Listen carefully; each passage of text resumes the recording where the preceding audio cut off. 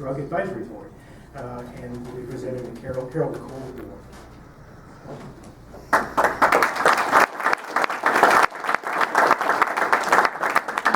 Thank you.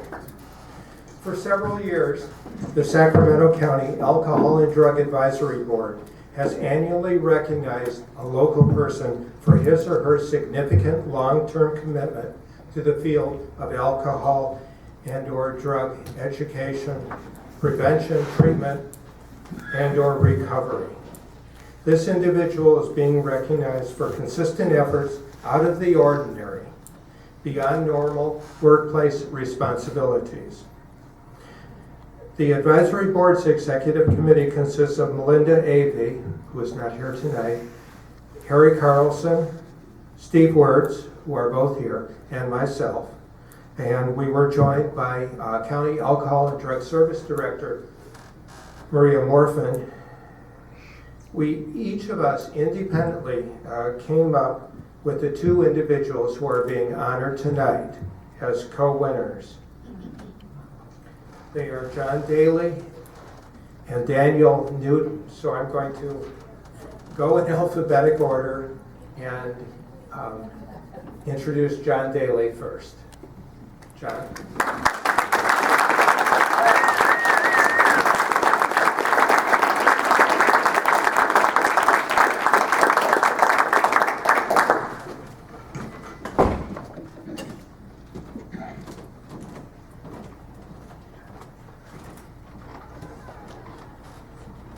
For more than 16 years, John Daly has taken his message of personal recovery from substance abuse to the greater Sacramento community and has become a mentor to many. Since he transitioned from mentee to professional, he has served youth with substance-related problems in the Fair Oaks area, subsequently founding Recovery Happens with offices first in Fair Oaks and later in Davis. He also finds time to team cases with a similar Placer County service provider. John's intensive outpatient program involves teenagers' entire families, and he often speaks to high school students. In addition, he specializes in young adults with chemical dependency. John's commitment extends to educating medical school students at UC Davis, teaching master's level courses on addiction at both UCD and University of San Francisco, conducting workshops and seminars for parents as well as treatment professionals. His passion includes sponsoring interns at these trainings. 6 years ago, John co-authored the book, How to Help Your Child Become Drug-Free. And he is currently co-authoring a book on neurobiology, attachment, and addiction. With his frequent TV and radio appearances, John has become a go-to person for media contacts in our field. His participation in men's self-care support groups serves as a model for others. He is a man with beautiful integrity and a teaching spirit. He demonstrates that we need to work together as a community for every person we help in recovery. John Daly truly walks the walk.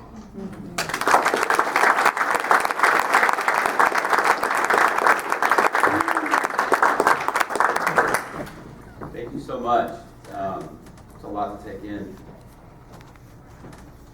When I first got sober and entered the field of psychology, and thank you, Sac County, because you guys helped me get sober. I came to the county, well, the first probation said I had to go to the county, and then it was a choice at some point, but I met a wonderful counselor and therapist there, Warren Stone. How many of you here knew Warren Stone? Yes. Warren Stone worked for the county and was my counselor as a teen when I was getting sober. And right away, I knew I wanted to be a counselor. And I've digressed from my going into college and studying psychology, and I'll get back to that point.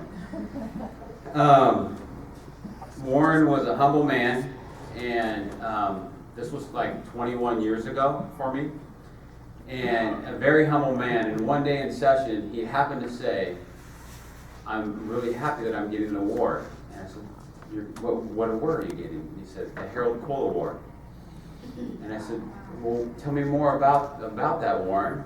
And then part of me was like, "I gotta get this Harold Cole Award one day, right?" but from the place of like, this is someone I look up to, and he's receiving this. And he told me about it, as was described today. And he also said, Warren was the guru of adolescent addiction treatment at the county level. He was the man. And he said, the guy who won this before me recently was David Gust, who was the guru in the private sector. And I thought another thought, I need to meet this guy David Gust one day. But it was just a thought. There was no seeking and making it all happen or anything, right? And one day, years later, I was studying psychology. My goal when I studied psychology was I wanted to link the addiction field with the mental health field in a big way because it was completely split back then, especially when money was involved, county, state, fed. He introduced me to Carol Gust. And I said, "Carol, can I sit in on one of your groups that you have at the high school? And I need to get some hours for an internship." And she said, "Let me introduce you to my husband, who's David Gust." "Oh, okay." And he's looking for somebody right now to hire. And I met David Gust, who Warren saved my life. And David Gust taught me addiction and how to do treatment and how to do it well. I'm forever indebted to what your family. So, 19-year-old boy, 21 years ago, sitting there going, it'd be kind of cool one day to meet this man, and it'd be kind of cool one day to win this award. 21 years later, I'm standing here right now on the spiritual journey to say that when we put out the intention, it can manifest. Right. I could not have chose skillfully how to get to those goals if I intended back then, but it occurred. Thank you, Dr. Smith, for, I'm going to say it this way, challenging our profession to not be complacent, to not be dogmatic and rigid in views. I don't have a program in town that I could refer to. I understand Suboxone, and I can't refer to any place in town that's not going to keep them because they're going to not take them or they're going to get them off in 9 days. And they're going to need to get back on it for the next 9 months or a year. And there's more education that's needed about that. Where I'm coming from, and my mentor in mental health, Dr. Claude Arnett over here, has helped me to understand and open my mind in the last 6 years, is around interpersonal neurobiology. And he and I are co-authoring a book on that I think is the answer that links together the mental health field with the addiction field and marries it in a nice way with a lot of research that's come out of the David Geffen Medical School at UCLA.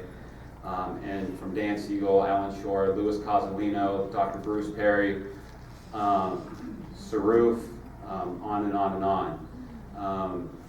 What I know today is different than what I knew back then. And that is today I understand how that there's no separation between brain and body and psychology. And there's no separation between relationships and brain and body and psychology. It's all working at once. It's all happening at once. And when one of those things are going wrong, the other thing's affected. And this model is, I think, the most comprehensive biopsychosocial model. If you haven't heard of the field of interpersonal neurobiology, learn it because you will be left behind. This is where we need to head. This is where we're heading. And as Dr. Smith shared, chase after information, keep learning. So I just kind of wanted to put that out there. Lastly, on Warren Stone, my mentor,